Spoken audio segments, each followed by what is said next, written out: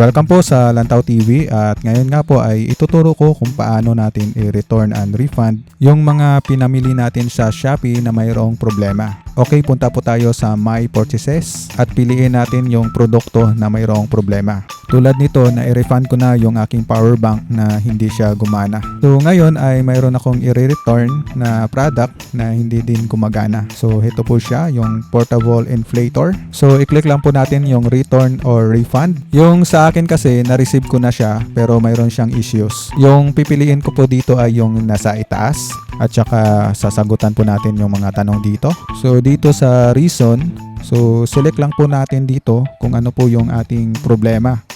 So sa akin kasi is product is defective or does not work.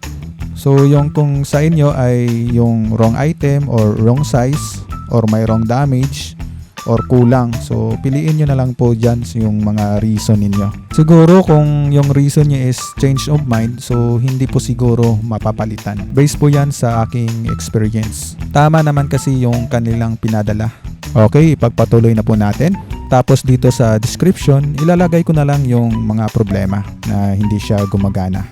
Pagkatapos ay i-upload po natin yung video at saka pictures na katibayan na hindi talaga gumagana. Dapat yung inyong video ay clear at saka hindi siya lalagpas ng 60 MB.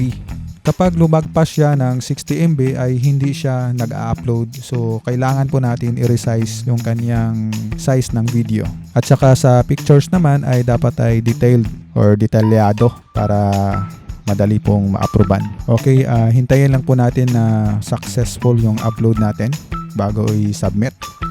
So ito nga pala yung aking video na hindi siya gumagana. So kahit na ilang pindot ko na ay hindi pa rin siya gumagana. So mayroon akong ganitong klaseng product din pero gumagana yon. So yung lights niya gumagana pero yung inflator ay hindi po siya gumagana. Kaya naisipan kong ibalik ito sa kanila. At saka nag-message na din ako sa kanila. Wala naman po silang advice na ibabalik ko yung product pero nag-decide na lang ako na ibalik ko kasi sayang naman po yung aking binayad.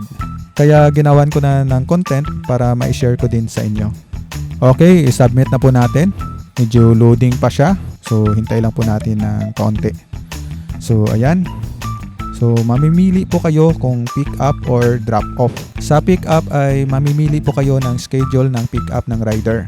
So sa akin ay drop off ko na lang para mas mabilis. At saka dito mag-generate ng tracking number. So screenshot po natin yan para ma-present po natin doon sa JNT sa pag-scan nila. At saka yung parcel na ibabalik natin ay dapat ay kumpleto yung ating ibabalik at saka ito ay naka-bubble wrap or maayos yung kanyang packaging. Okay, dadalhin na po natin sa JNT para maibalik yung parcel na ito. Pagkalipas ng mga 6 or 8 oras ay successful na yung ating refund. Maraming salamat po sa panonood dito sa Lantaw TV at sana ay nakatulong itong videong ito para sa return and refund ng inyong parcel. I-click nyo na lang po yung subscribe para sa mga bagong videos natin.